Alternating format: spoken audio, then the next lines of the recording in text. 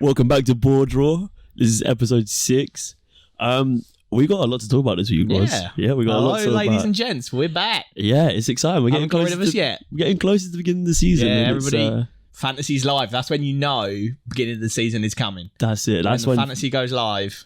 You take a little month break from football in your brain, but it's in the back of the brain. Yeah, it's always in the back. And then suddenly, fantasy goes live.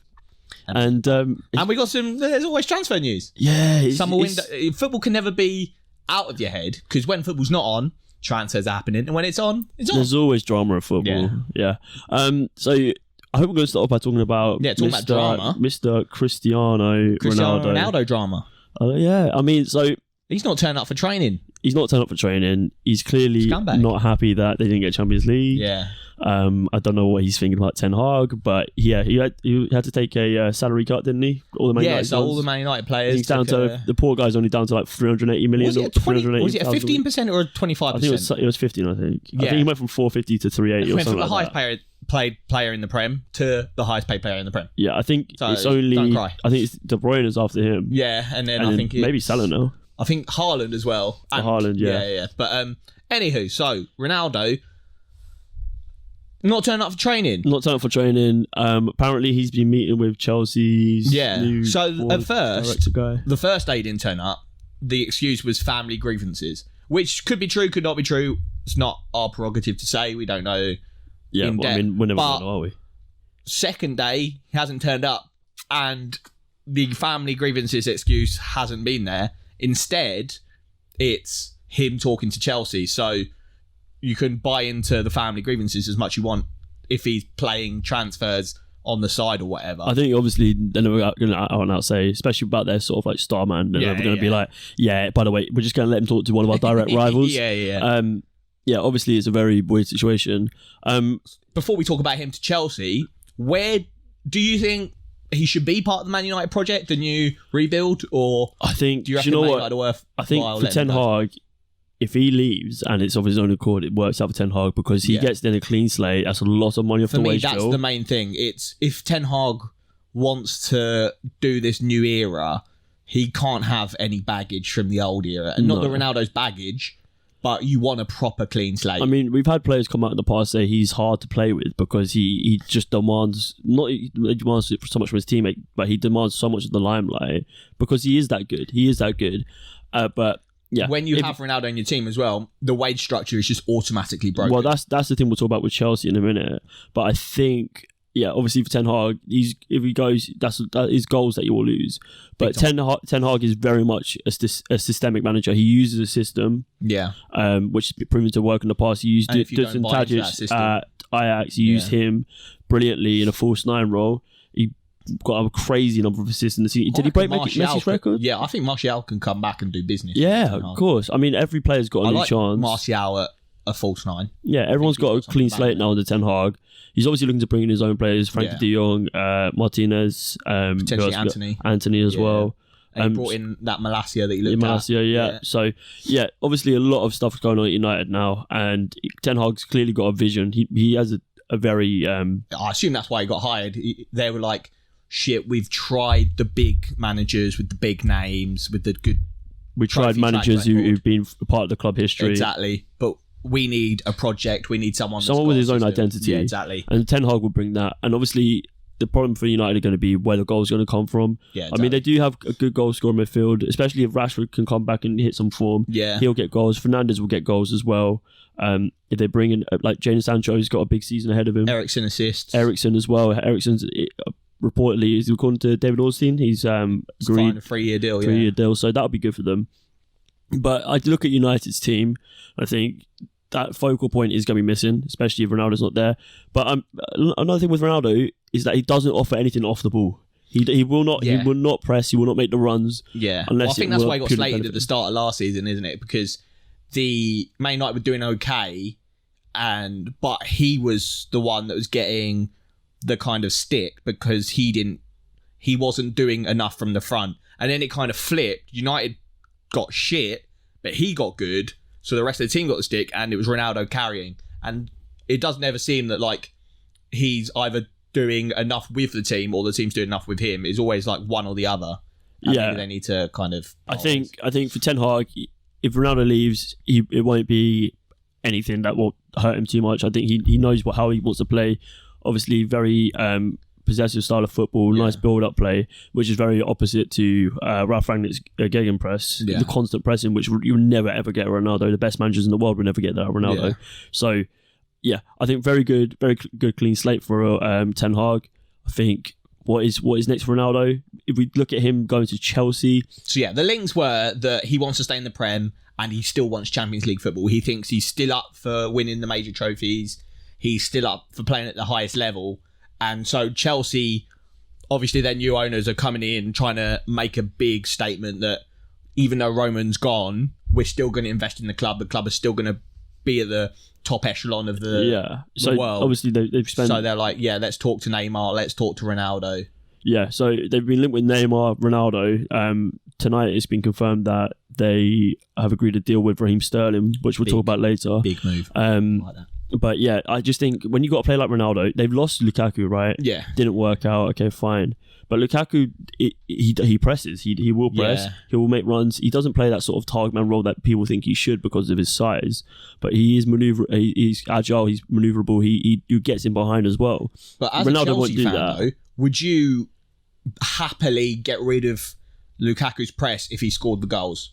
Because you've got Mount, who's good at pressing. Yeah, of course you can. But I think the way that football goes now, it's not about just signing a striker who will score you 25 goals a season. That's what Chelsea want, though. It's about building a system of play that works and creating a real identity within your club of a style of football. I'm not sure that's Chelsea. I think it is because Tuchel is good at that. That is what Tuchel does. I think for me, Chelsea, all they do when it comes to number 9, I think everywhere else they've got a system, and then they always just, can I get a number 9 that score goals? Can I get a number 9? That's what they wanted from obviously last week we touched on that with their terrible transfer history. Yeah. But but would Ronaldo work in that style that Tuchel's got? I mean, they've got a very good pressing midfielder in Kante, but he's not going to be able to do it as much. Like he needs that forward player dropping back as well, coming into a press their defensive midfielders.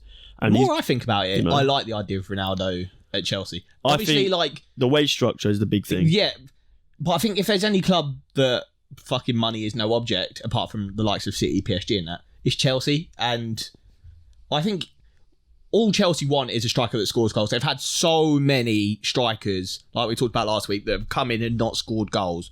I think if they had a striker that literally did nothing apart from score goals, they'd be buzzing with that. And Ronaldo would do that. I see the point, but then why aren't they going for someone like Robert Lewandowski instead of Ronaldo? I think they a more out-and-out striker, really. I think they probably will kind of put some feelers out there for Lewandowski. And we'll talk about Lewandowski and what's going on with him a little bit later. We've got a lot to talk about later on. I think Chelsea probably will and probably have put feelers out for someone like Lewandowski. Yeah. I mean, you'd be stupid not to, right? If he doesn't want to be at Bayern, I mean, a guy who scores crazy goals, crazy amount of goals per season. He is one of the few players that you look at and think he probably could do it in the Prem. Oh yeah, 100%. Without question. Even at his age, he'd still get a couple of decent seasons out of him. While we're on Chelsea, and we spoke about Raheem Sterling, what do you think about that deal, Sterling from City to Chelsea? I really wanted the Neymar one to happen just to see Neymar in the Premier League, but I think would be nice, the Raheem Sterling deal is a shrewd bit of business. I think he's proven. I know he gets a lot of stick. The price is around 45 mil, which I think is quite good. He's young still. He's not old at all. He's 26. But he's got so much experience. So much experience. And do you know what? He is just a good player. He just genuinely is a good player. He gets a lot of stick from England and City fans for missing a lot of opportunities, but he creates a lot of opportunities. I think he's easily England's just constantly best performing player. Yeah, he's consistent for England. And City, whenever I watch him in the team, and then City without him, City struggle a lot more without him. He's so direct. I think as well, if he's playing for Chelsea, he's going to get a more consistent run of games. There's not going to be that rotation, that pep roulette. Yeah. So it can only benefit him. I think for Sterling, it's a good move. For Chelsea, it's a good move. For City, I know they've got an abundance of attacking options, but I feel like losing him is not smart. Especially if I was a City fan, and I know they signed Haaland, and that's massive, and they signed Julian Alvarez, who could potentially be massive.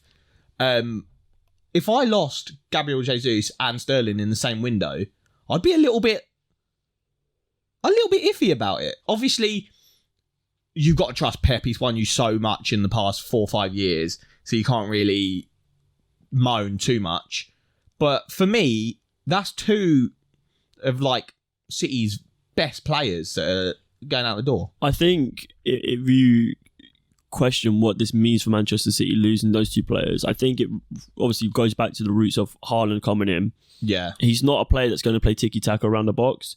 And I don't think their build-up is going to be any different from their defence to the midfield, but I think their play around the final third is going to be very different. Yeah. And I think maybe that is why he is moving out players like Gabriel Jesus, getting good money for them, you know, and taking them off the wage bill as well. Like, obviously, they still have to abide by FFP. So, but I think their play style around the edge of the box is going to be much different. I think it's going to be a lot more crosses going into the box this season. Also, I feel like Haaland is someone that he'll come in and he'll play most games. So, the forwards in that team already had pretty sporadic and like... You don't need rotation players. Like exactly that. So, Sterling's chances, say he'd play 1 in every 3 games. With Haaland in and playing pretty much every game, I'm assuming, Sterling will probably end up playing like 1 in every 4 games. And as a forward, they're both young, Gabriel Jesus and Sterling.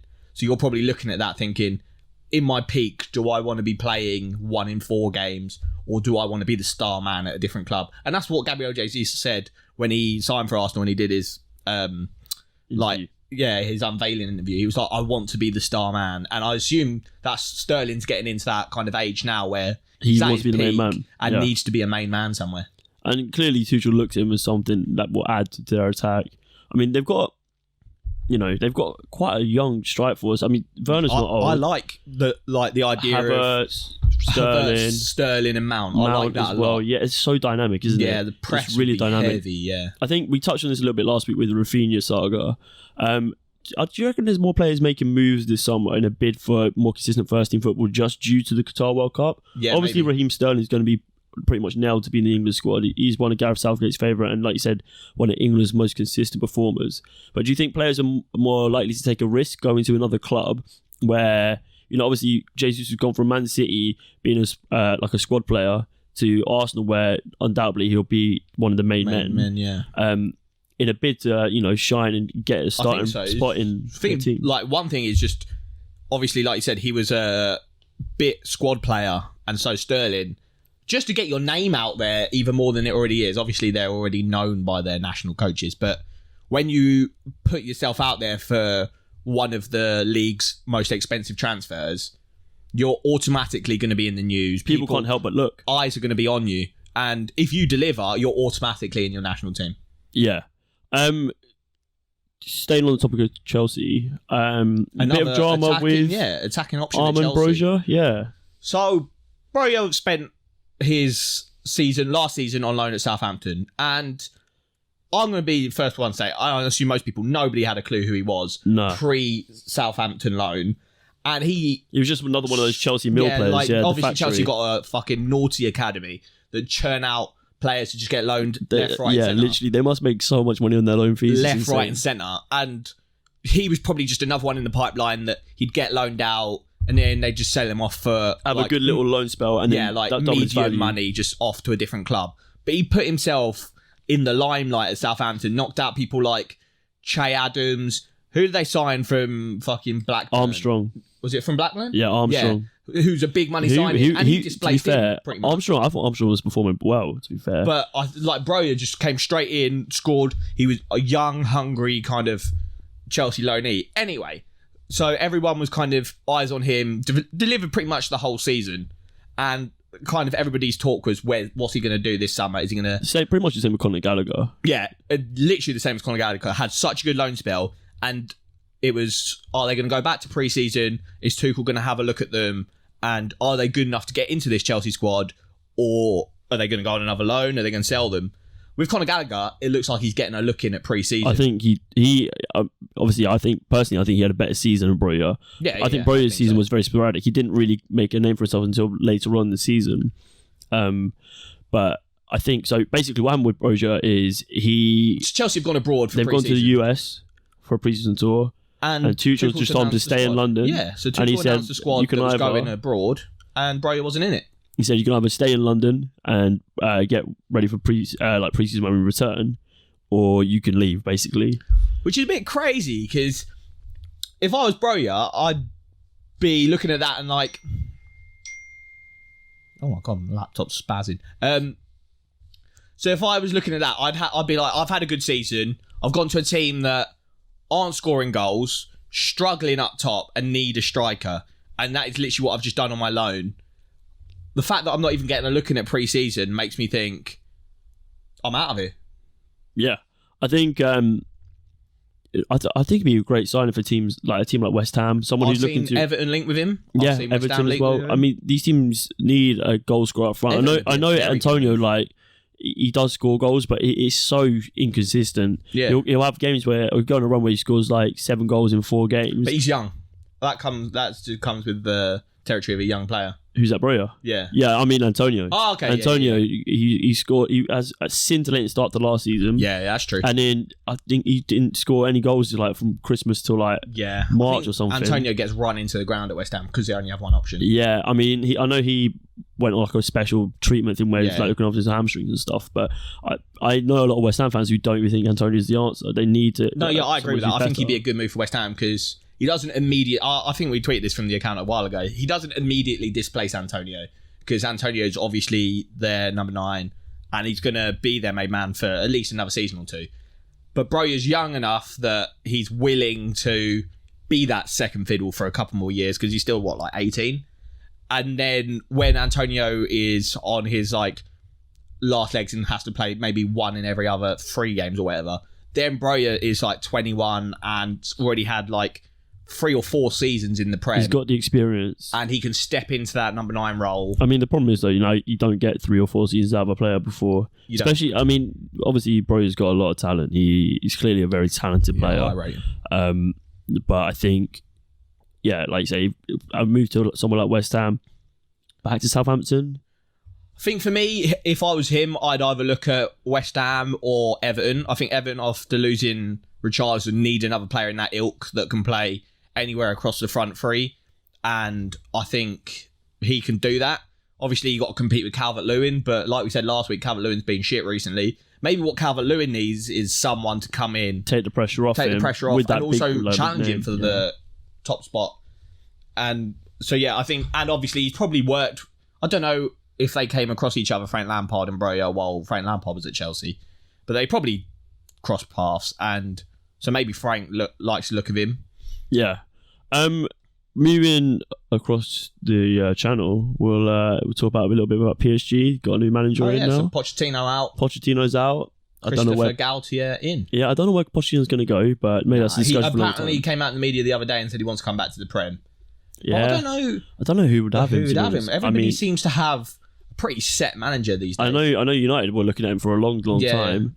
And Spurs were talking about, there was talk that Spurs might bring him in after Mourinho left. Yeah, and there was talk as well when the PSG job first became like precarious for Pochettino, that PSG wanted Conte. And that Spurs were going to take Poch back. But I mean, maybe Conte he's biding his time until like one of those top 6. Yeah, Yeah, maybe. But yeah, what do you think for PSG? What do you think this means? I like the idea. So he came from, is it Nantes? I think he came from Nantes. I don't know if that's how it's pronounced. But I like the idea that they haven't just gone and splurged money on the big name like Zidane or Conte. Yeah. They've kind of done what Man United or Arsenal or someone like that. Sort of what Dortmund like to do. Just gone for a manager in their league that is kind of not the big name, tier below that, and a bit of a project manager, a bit of an understated one that isn't gonna... It was Nice. I knew it began with an N, and so... Yeah. But so he did well there, and then, I like the idea of an understated signing for PSG, because obviously all PSG are these days is money, money, money. And so they could have afforded the biggest manager in the biz. I mean, the fact that they've kind of taken a look at themselves, obviously they got the new sporting director in as well, so that maybe they are... Maybe it's a change in philosophy around the club. Yeah, exactly. Maybe they are looking for they've seen that in like the last 4 seasons, splashing unlimited cash isn't working. I give it Christmas until Mbappe's playing player manager. Yeah. Talking about, is it Gatier? Is that how you pronounce it? He's been in the French league since 2009 with Saint Etienne. He has spells at Lille and obviously recently Nice. 40% win rate at Saint Etienne, 51.32 at Lille, and then last season's win rate 53%. Do you know who's got the highest win rate of any PSG manager? Who? Unai Emery. Oh, is it? What a man. Is it? Yeah. Unai, masterclass. Honestly, I think he just gets slept on because of like his meme time at Arsenal and like his boring football, maybe. Fucking good evening and all that jazz. But I think there's a manager. He's proved it himself. He doesn't need to. We know there's a manager in him. I think he just got memed a bit in England. But I think it is what it is for him. Yeah, I mean, obviously PSG just absolutely stacked squad for that league, and they'll most likely win it again. They could literally put anyone they wanted in charge. They made a couple good signings in the midfield. They signed I can't remember, a couple of free transfers that were quite good, and I was like, oh, look at that. Yeah, so I think there is definitely a new kind of philosophy. Yeah, I 100% think there is a new philosophy, and I think that stems from the sporting director.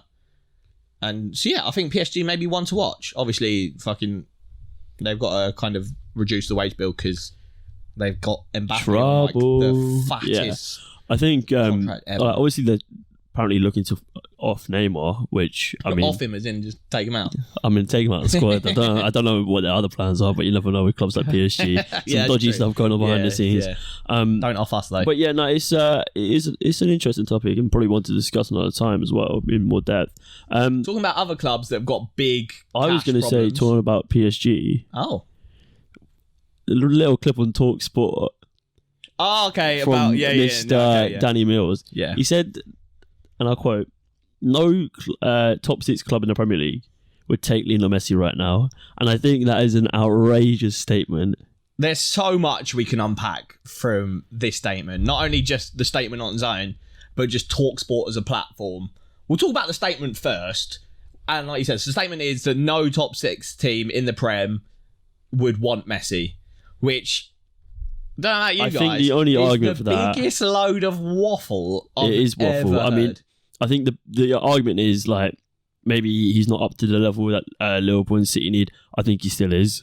So I don't care. So top 6 team that includes, so it's the big 6. It's Arsenal, Chelsea, Spurs, City, United, Liverpool. Let's just he walks into 4 out of those 6 teams. Let's ignore City and Liverpool for now. But I still think he plays for City and Liverpool, 100%. But because they're like kind of a tier above the other 4, we'll talk about those in a sec. Arsenal, he walks into the team immediately. Spurs, he walks into the team immediately.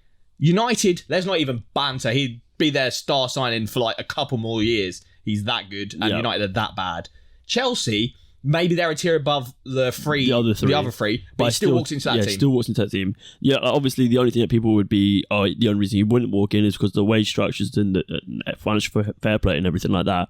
But if he was to sign on a free transfer and he was on like normal player wages, you know, he walks into every like, and you can even make an argument for Liverpool and City. I think he'd be perfect for play a false nine role in the Liverpool team. Liverpool, I think he gets into the team. The front three can do what they want. They could either play Darwin Núñez and they play like Messi a more out wide. Yeah, they play a more forward front three with Messi like deeper, or they play Messi as a false nine, like you said, and have 2 like Salah and Diaz on the sides, and they go round Messi. I think he plays for Liverpool, and he's in their best starting 11. Yeah, I don't think there's any club in the world that turns down Lionel Messi. No. And then City probably is like the hardest one to kind of say maybe he does, maybe he doesn't, but he still does because it's Messi. Obviously, he'd have to play. He's not going to play up front. He's not going to play up front because you've got Haaland, and the person that he'd displace his role is probably De Bruyne. I don't know. I think he can play out wide on the left. Phil Foden. You could play him pretty much but anywhere. he obviously he doesn't have that acceleration he used to have. But I mean, he play out wide on the left as a wide playmaker. For me, the statement that no team wants him, every team wants him, and he's in every team starting 11, and maybe City's he's in their squad. But the fact that he said no top 6 team wants Messi is just fucked. Like, it's pure clickbait. It is pure. It is literally. Which takes me onto the topic. They've had the producer talking there. They've made a topic and they've gone. Yeah. Let's just say something raucous and get some clickbait. TalkSport as a whole. Do you think it's just a company that get people on that have fucking stupid opinions, but they can't tell their stupid opinions because the people at the top are also just as stupid. And so it's just a pool of stupid opinions that get spurted out and memed and clicks and all that.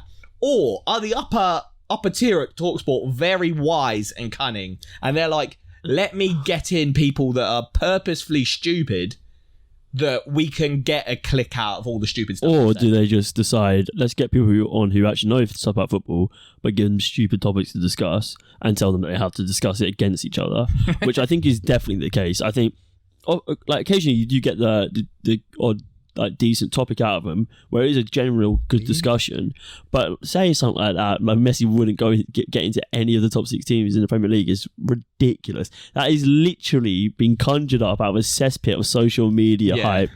Let's get some views, let's get some clickbait. People are going to click on it. They get all the Messi fanboys on it, they get the Ronaldo fanboys backing them up. It's a bit disgusting, but I mean, it works for them. I don't think TalkSport as a whole is a terrible organisation. I think they do have some, like, redeeming qualities. Now, I like some parts of TalkSport. We like Laura Woods. Laura Woods, gem. I mean, I like Alan Brazil as well. I think he's funny. Brazil, you know. But yeah, I mean, the statement is mad, is crazy. Another player who is a bit older than Messi, a bit of a legend though, big Zlatan. He's committed to Milan for another year. Yeah. I mean, there's not much to say on that. Is Zlatan? He does what he wants. Apparently, he played last season. He tore his ACL, or whatever. But do you see Hakan Çalhanoğlu came out at the end of last season and was like, fucking hate the state of Zlatan. He didn't do anything. But then as soon as the media arrives, they're like, Zlatan's the guy. He loves the attention. Imagine, like, I don't know if Çalhanoğlu's still there this season, but surely just coming back into the dressing room is like, this is a bit awkward. After they won the league, yeah. I mean, to be fair, he's doing something right. They're winning the league. I mean, he obviously scored some important goals for him. He's a big personality in the dressing room. So and that winning mentality is probably unmatched, isn't he? Do my head in. Yeah, he definitely would. Sticking in Europe, moving on quickly. Bayern Munich, Lewandowski, Barcelona. Talk to me. So, obviously, it's been in the news a while that Barcelona are looking at Lewandowski. And classic Barcelona, they're poor as fuck and want to do some kind of payment over like a certain period of time to kind of alleviate the financial burden. Yeah. Exactly.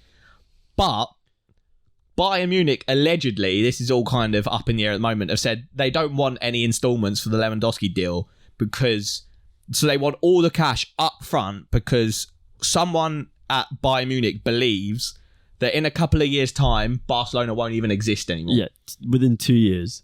So they're saying Barcelona are in so much financial and kind of everything else, really, crisis, that if they keep going as they are, they'll like fucking fold as a club. Yeah, and that's from a journalist at The Athletic. It is an interesting conversation to have, and you could literally do like a 12-hour podcast and you wouldn't even cover half of the Barcelona financial trouble at the minute.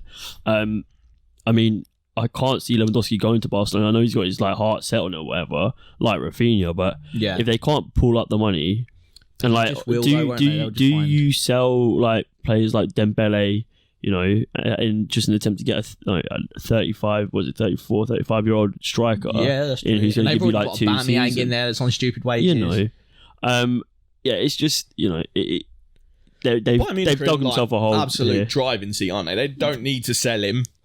And if they do, they can demand what they want, when they want, how they want. I mean, Bayern have literally dominated their domestic league, and they've done it by shrewd signings, by signing the best players from other clubs around them, which is the way to do it. Because that way you weaken the teams around you, and you get better yourself, and you sign them on like fairly low pays. They got a lot of players on free transfers as well. Like back in the day, they got Hummels and Goetz on like free transfers. Gravenberch now. Well, that wasn't a free transfer, but that's a good transfer. So obviously they're doing something right, and Barcelona in big trouble. Dembele, apparently he's been told he's got to agree to their financial, sign a new contract with lower wages, basically. Yeah, that's what they're doing. They're kind of going to all their players, aren't they? And they're being like, if you want to stay, you need to reduce your contract. They did that with Frankie de Jong. Yeah, I remember PK as well. Yeah. But yeah, I mean, talking about de Jong as well, Man United still up in the air. No one has gone on I saw you liked a tweet earlier of like, so the caption from like the journo was the Ten Hag talks to Frankie de Jong every day, And then it's just a picture of like this geezer on the phone on his bed with his legs feet up. up. Yeah, that's so funny. But yeah, I mean, United have also, as of today, submitted a £51 million bid for Anthony from Ajax, which would be a good signing for them. But how many wingers can they get in which don't turn out to be good? Yeah, they've got so many wingers on the books, don't they? They got Elanga, they got Rashford, they got Martial, they got Sancho. How many more do they need? They've got young players as well coming through as well, like Tahith Chong as well. Yeah, done well at Birmingham last season. And then if they sign Anthony, Ajax would probably be laughing because they're going to make an absolute steal. So they're making so much money. But yeah, I mean, Anthony, I just remember watching Champions League and thinking this guy is like the epitome of Brazilian techie. Like every time he gets the ball, like is it him who's done that mad takedown touch, the back heel? So nice, unbelievable. I think obviously would be a good signing for them. I don't think it'd be a bad sign for any Premier League club. Further back on the pitch instead of going forward. Obviously linked with Martinez, the centre back, Lisandro Martinez. I think he'd be a good sign. He's got a lot about him. Young. It's very different to Argentinian defender. What they have at the minute. Obviously they've got Varane, who's there for the experience, and he's a big player. He's fairly technical, but they've got Harry Maguire, who is not technical at all. Like the opposite, and then they've got they're intrigued with Lisandro Martinez. He's 5'9" centre back. What I like about Lisandro Martinez, the height isn't great, but what he can do is he can play centre back, he can play left back, he can play CDM, which in its own is very good skill set to have. That is what you want players these days that can play multiple positions. So like Timber as well, he was playing that right centre back role, but would also push into that defensive midfielder and playing a double pivot. If you've played with the manager before, that's already something that will put you in good stead. Like if you go to that club, like normally if you're a new signing, you're like worried about I'm getting signed, but I've got to prove myself. He's already proved himself under Ten Hag, so he could probably think to himself, if I get this move to the Prem, which if the media's right, he says he's keen on the Prem and wants to move. So I think that'd be a good signing for United. I think we just discussed what it means for them though. Like, is it important to be a centre back and be 6'5"? Is that important in today's game? Obviously, the game is I'd more. rather a tall centre back. Of course, you would, but the game is way more technical now than it was, 10 years ago, even. And the ability to be able to play out of defence is so important. And like you are looking like ideally you want a player like Van Dijk who is 6'5" and can play football. Yeah, exactly. But you don't get that all the time. Martinez guy, he started as a centre midfielder, which is why his technical ability on the ball is like insane. And then he's dropped back, so he's like a defender, like you're saying, Van Dijk, that's so good on the ball, but doesn't have the physicality of Van Dijk. But if you look at Martinez, I still think he's got it in him. Aerial stats, his aerial stats are they are that of a normal, if not above average centre back. But yeah, I think it offers something to United that they don't really have in that centre back pairing. I mean, Lindelof, Eric Bailly, Maguire. I like Eric Bailly as well. I think he's been like stuck through injuries and hasn't really had a chance to fully prove himself. But yeah, I like Eric Bailly. I think the signing of Lisandro Martinez could be a shrewd bit of business for them. Yeah, but I mean, how many shrewd bits of business do they need? Especially if they sign him though, their squad is looking rather small on the stature size. They don't really have any big aerial threats. Obviously, you got Ronaldo; he stays very good in the air. You got Maguire, you got Varane, but they've lost Matic, haven't they? Yeah. So, and their midfield is like McTominay. Fred's not winning any headers, is he? No. You've got maybe Frankie de Jong coming in, Eriksen as well. Eriksen's not the best defensive midfielder. I know he played in a double pivot at Milan, but that was more for his pressing ability and his deep line passes. So yeah, perhaps this is something they do need, but if you're a United fan, set pieces would be a worry for you. Yeah, 100%. Big worry. While on the topic of we're kind of on topic of Ajax raking in the cash, talking Martinez to Man United, Anthony to Man United. Ajax player Haller has gone to Dortmund. Big Sebastian Haller, yeah. We obviously saw him at West Ham. I think he came out recently. He said he said he's 3-4 times the player he is now. Yeah, he tore it up. Isn't he like top of the leaderboard in the Champions League for like most goals in the group stage? Yeah, he had a phenomenal season. Such a good season at Ajax. And like fingers crossed for Dortmund, they've got a really good eye for like picking out great strikers. You know, Yeah, I mean, exactly you've literally had Lewandowski, you have Haaland, you had Aubameyang, you've got Alexander Isak, who's still young and he's doing well for Sweden as well in internationals. So yeah, another shrewd bit of business for them. I don't think it's a massive fee either. I think it's a good signing. But yeah, and obviously they have just like I say, a great history of picking players and being able to sell them off for massive value. So very much like the Ajax. Yeah, I think he'll do business at Dortmund. I think they've made quite a lot of good signings this summer. They signed Süle from Bayern Munich. Karim Adeyemi is a good signing. Yeah, Adeyemi's a very good signing. They signed Schlotterbeck, good defender. So yeah, I think obviously they fucking just cashed in on all the Haaland money and were like, let's just get the boys in. Premier League, Steven Bergwijn he's leaving to go the other way, back to Ajax, or not back to Ajax, but to Ajax. Yeah. 25 million-ish, I think it's like 36 million euros, 5-year contract. I think this was Fabrizio Romano, shout out. I think he'll always be remembered for that Leicester comeback. That Leicester comeback is pretty much solely what dropped Arsenal out of the top four. Because there was a lot of things that solely dropped Arsenal out of the top four. But that Leicester comeback, I just had that as a Leicester win. How are you conceding 2 goals in the last minute? Are you...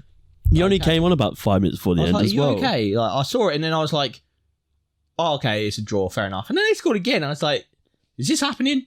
Yeah, it's fucked. But I don't know. I always thought he was quite a good player. I was quite impressed whenever he came on for Spurs. He never really got a run in the team. You just see like them signing Kulusevski, them signing Richarlison. I don't think he fits into Conte's kind of formations. Opportunities for game time is just gone. So. Yeah, I don't think he suits Conte's formation, how he wants to set his team up, and like cash in on him. I don't think they got him for much money either. So like selling him on, I think they made a little bit of profit. He's obviously going to Ajax. Maybe they're looking at him as a replacement for Haaland. You know, another Premier League player didn't like break any ground. You know what I mean? And maybe in a couple of years we'll see him at Dortmund. Just the circle of life, the circle of football in life. Yeah, I think that's all like the kind of main chat. That's the main chat at the minute. I mean, obviously, the Women's Euro starts today. You've got England versus Austria. We're actually half an hour into that. We haven't watched any of it. We're here. But we'll chat about it next week. Come on, your Lionesses. Yeah, I always like to see them do well. Yeah, it's important for the game. But obviously fantasy starting, so we're going to have a little, not in the pod, but a little separate video. We're going to have a chat all things fantasy. Yeah. Kind of like our first thoughts. Obviously, it's too close to start the season. We'll start releasing some early images of our drafts and stuff like that. We'll do some early thoughts on the prices and who we think are must-haves. Some good enablers, stuff like that. We'll do a chat about that. Hopefully in the next week, the transfers start picking up a bit again. And we'll do some previews on the teams in the Prem. Now that we're getting close, pre-season start. Mate, we're like a month away. We'll do some previews on who we think are dark horses in the Prem, who we think's had a good window so far, and just kind of our thoughts on every team before the season starts. Yeah, there's a lot of transfers obviously going on in the Premier League, like with clubs outside the top 6. So we will cover those like, more in depth when we talk about those teams and our predictions for the season, things like that. I know like Leeds have literally just signed a bloke from Leipzig.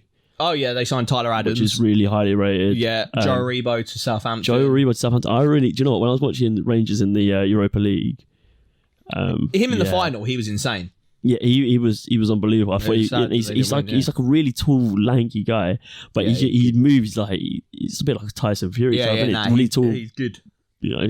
But yeah, we'll chat all things kind of teams outside the top 6. We won't forget about you. Don't you worry. No, we're here for you. I like the teams outside the top 6 more than top 6. Top 6 is just drama. Arsenal might not be a top 6 team anymore. So I mean, that's a debate, isn't it? Yeah. So what even is a top 6? I think maybe we should start talking about the top 2. Yeah, I think that's more accurate because that set maybe Chelsea is as the third team, and then you got 4, 5, and 6, and it is just anyone. Who you support? Chelsea. Fuck Chelsea.